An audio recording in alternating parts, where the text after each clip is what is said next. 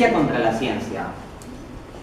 Como pregunta, la iglesia contra la ciencia. Ya eso me suena raro. Me suena raro. La iglesia contra la ciencia, o sea, nos han vendido demasiado el mito de que existe una cierta contradicción entre la ciencia y la fe, ¿no? De que hay una contradicción entre religión y ciencia. En ese contexto,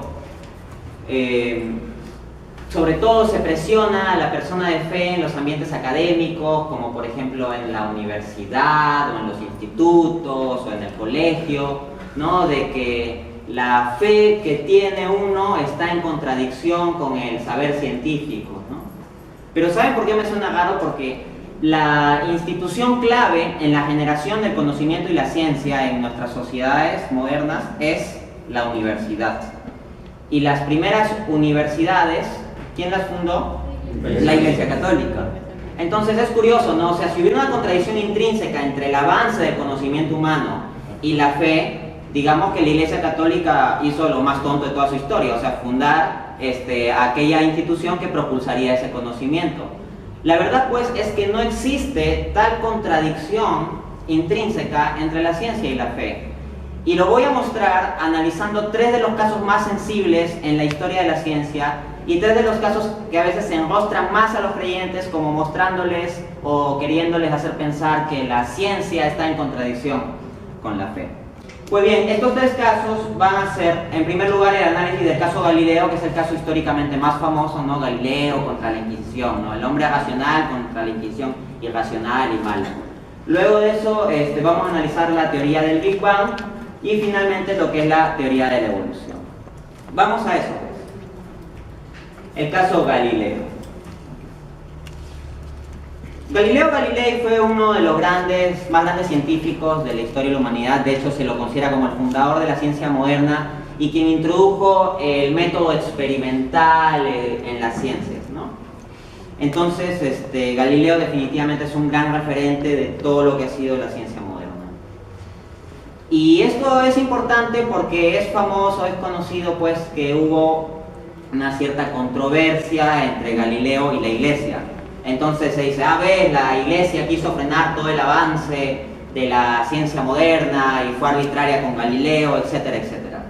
Bien, lo que voy a plantear en esta primera parte de la conferencia no es necesariamente que la Iglesia tuviera razón en asuntos científicos, y eso es lo que en primer lugar hay que dejar claro. El contexto de la Iglesia es definir las cuestiones de la fe. En ese sentido, la infalibilidad de la Iglesia dentro del entendimiento católico para definir cuestiones de fe es cuando se trata de definiciones oficiales, no lo que se diga en un librito o entrevista no oficial, sino en definiciones oficiales, definitivas sobre cuestiones de fe y moral. Es decir, la Iglesia no tiene por qué meterse en cuestiones como la estructura del átomo o cosas de ese tipo, es decir, no es su campo, ¿no? Su campo, más que de hablarnos sobre la estructura del cielo, es decir, sobre cosmología, es decirnos cómo se va al cielo, es decir, la cuestión de la salvación, ¿no? Pero bueno, es conocida entonces esta controversia histórica de Galileo contra la Iglesia o la Iglesia contra Galileo. Quiero contextualizar muy bien esto. Lo que decía, pues, es que lo que quiero mostrar es que hay muchos mitos que se nos han vendido, que se nos han hecho creer, que asumimos como ciertos sobre el caso Galileo, y que son mitos. Entonces vamos a desmitologizar la cuestión. Bien, quiero referirles una cita de el gran escritor católico Vittorio Messori. Él, en su libro, que se lo recomiendo mucho, Las leyendas negras de la Iglesia, escribe lo siguiente, cito: según una encuesta del Consejo de Europa realizada entre los estudiantes de ciencias de todos los países de la comunidad, cito y voy haciendo comentarios, vean la primera parte de la cita. Es una encuesta que se ha hecho no a toda la población, sino exclusivamente a estudiantes de ciencia, o sea, personas ya, o sea, universitarios que están en carreras de ciencias, y no los universitarios de cualquier país del mundo. Estamos hablando de la comunidad europea, es decir, la sociedad con mayor nivel cultural del planeta. O sea, que me perdonen los estadounidenses, pero el ciudadano europeo promedio tiene más cultura que el estadounidense promedio. aunque en las universidades estadounidenses hayan pues los mayores cerebros del mundo, que muchas veces son a veces jóvenes de la India, ¿no? O sea, de una sociedad pobre, pero que se van allá y son físicos o matemáticos puros. Bueno, pero ojo, esta encuesta no se ha hecho entre un grupo de gente ignorante, se ha hecho entre un grupo de universitarios del área de ciencias en Europa. Y vamos, ¿cuáles son los resultados, no? Casi el 30% de ellos tiene el convencimiento de que Galileo Galilei fue quemado vivo en la hoguera por la iglesia. Casi todos, el 97%, están convencidos de que fue sometido a torturas. Y la cita continúa con lo siguiente. Después de oír la sentencia, el verdadero Galileo, no el del mito, dio gracias a los 10 cardenales, 3 de los cuales habían votado a favor de su absolución por una pena tan moderada. Entonces hay mucha gente que asume, por ejemplo, que a Galileo lo quemó la iglesia, que lo quemaron en la hoguera, ¿no?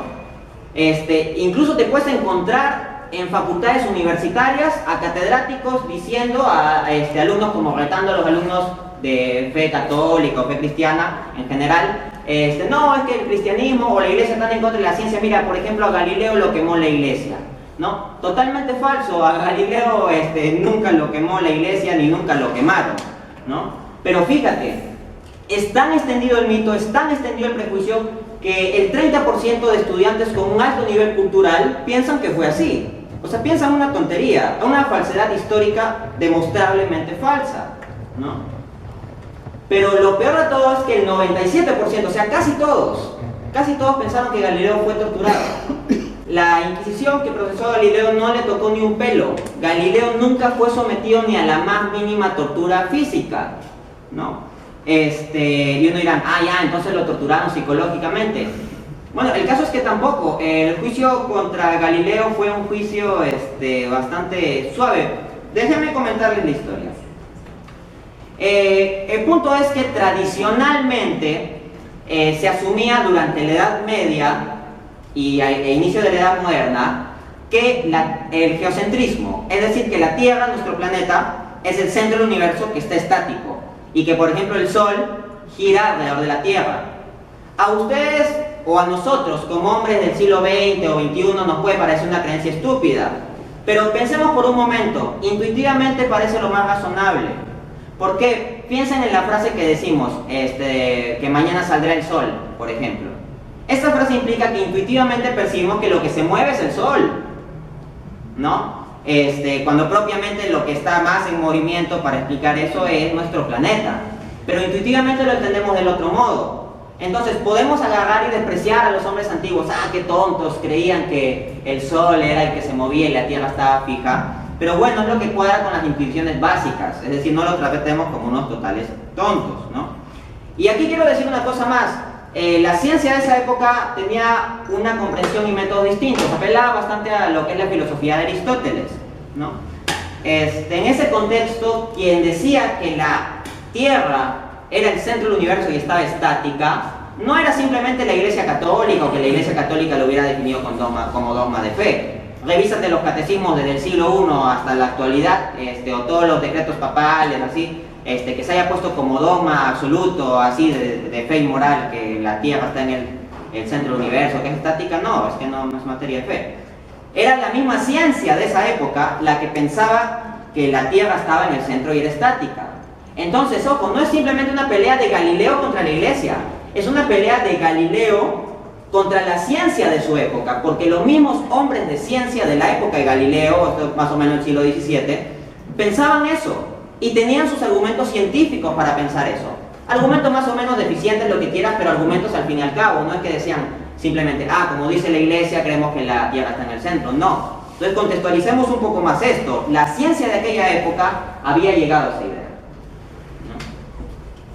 Entonces Galileo plantea algo distinto. Lo que va a decir Galileo es que la Tierra no está estática, sino que está en movimiento y que en realidad se mueve alrededor del Sol, ¿no? Cosa que por ciencia ya conocemos hoy en día como verídico. Bueno, y entonces hubo una controversia y se procesó a Galileo por sostener esa idea. Pero ahora quiero contextualizar bien cómo fue el proceso a Galileo. A ver, cito el paper de Francisco Porcel titulado Desarrollo tecnológico en la historia de la humanidad, Galileo Galilei y el telescopio. Cita: Galileo no solo se permitió abusar e insultar a sus amigos y protectores, entre ellos el propio Papa, sino también a los hombres de ciencia de su época. Llamaba a los que no aceptaban su sistema copernicano. El sistema copernicano sería pues el que te dice que la Tierra gira alrededor del Sol, ¿no? Que la Tierra no es el centro. Imbécil con la cabeza llena de pájaros, apenas digno de ser llamado hombre, una mancha en el honor del género humano, que se ha quedado en la niñez, y otros piropos por el estilo. Si ustedes ven la estructura de la cita, dentro de la doble comilla pongo una comilla simple cuando hablo de esos piropos. ¿Qué significa eso? Que son citas textuales de los textos de Galileo. O sea, Galileo a los que no concordaban con su teoría le llamaba de ese modo. Entonces, ¿cuál fue el verdadero problema de la Iglesia con Galileo y cuál fue el motivo por el que lo procesó? Si Galileo simplemente hubiera sostenido como hipótesis que el heliocentrismo, o sea que el Sol estaría en el centro y que la Tierra giraba, tal vez no hubiera tenido mayor problema. Y usted mira, antes es una especulación histórica que tú estás diciendo gratuita, ¿no? No, hay una forma de contrastarlo. Es que antes de Galileo ya hubo un hombre que sostuvo eso. Se llamaba Nicolás Copérnico. Nicolás Copérnico, acá ya hablamos del sistema copernicano, decía que el Sol estaba en el centro y que la Tierra era la que se movía. ¿Y saben quién era Copérnico? No era un científico rebelde de la Iglesia o algo así. Era un sacerdote polaco, era un sacerdote. Y que se desarrollaba en la astronomía y todo eso, y tenía amigos cardenales que lo apoyaban en su actividad científica, e incluso el propio Copérnico tenía dudas sobre si publicar su obra respecto de la tesis heliocéntrica, o sea que el Sol está en el centro, y sus amigos cardenales lo impulsaban a que sí lo hiciera. O sea, fíjate esto, es un hombre que Copérnico, que un siglo antes sostenía algo muy similar a lo que decía Galileo. Entonces, ¿cuál es el problema con Galileo si Galileo va a decir básicamente lo mismo? El problema es este. Galileo no sostuvo su idea como una hipótesis.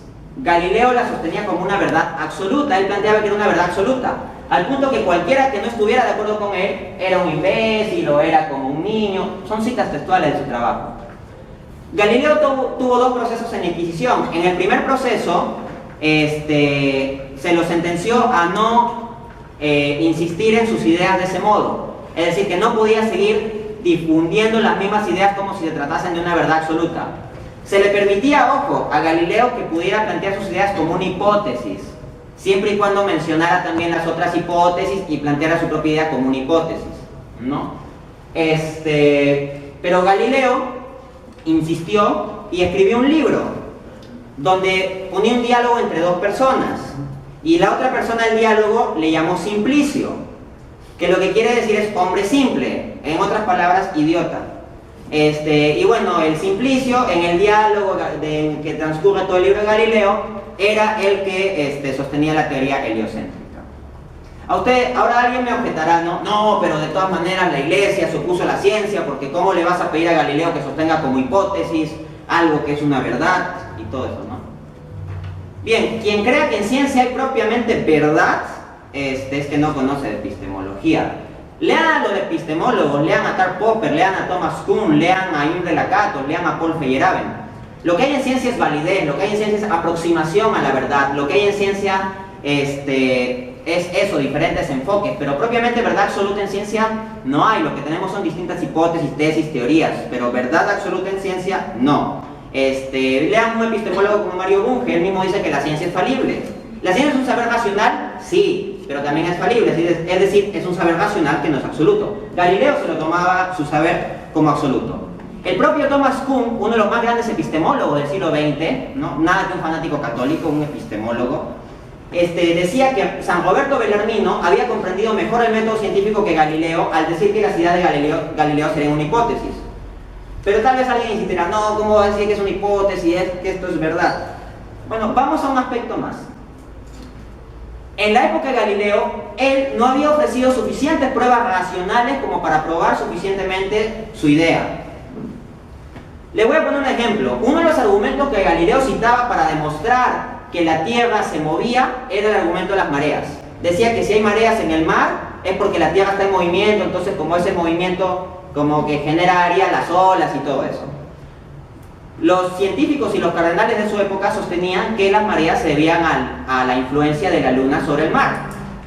Por ciencia, sabemos que los que tenían la razón eran ellos, los que decían que las mareas se deben a la influencia de la luna sobre el mar.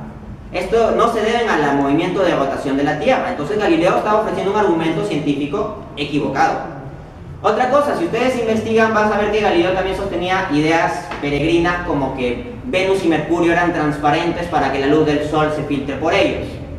Es decir, se nos ha vendido la idea de que la Iglesia fue absolutamente irracional y Galileo fue un hombre perfectamente racional, ¿no? Y que la Iglesia fue bruta y Galileo sabio. No, el asunto es más complejo. Y en la época de Galileo, de acuerdo al conocimiento científico de su época, él no había brindado suficiente evidencia. Vamos a la siguiente diapositiva. Quiero citar a otro epistemólogo, Paul Feyerabend. Él escribió un libro muy interesante que se llama Contra el método.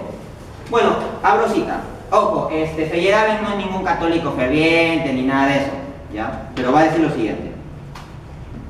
Las primeras observaciones telescópicas del cielo, Galileo inventó el telescopio y lo aplicó para observar el cielo y tratar de fundamentar sus hipótesis. Miren lo que va a decir Feyerabend sobre el telescopio. Las primeras observaciones telescópicas del cielo eran indistintas, indeterminadas, contradictorias y en conflicto con lo que podían ver todos con sus ojos desnudos. El copernicanismo, es decir, la tesis de Galileo, y otras visiones racionales existen hoy solo porque la razón fue dejada de lado en algún momento en el pasado. La Iglesia del tiempo de Galileo se mantuvo más cerca de la razón tal como era definida en ese entonces.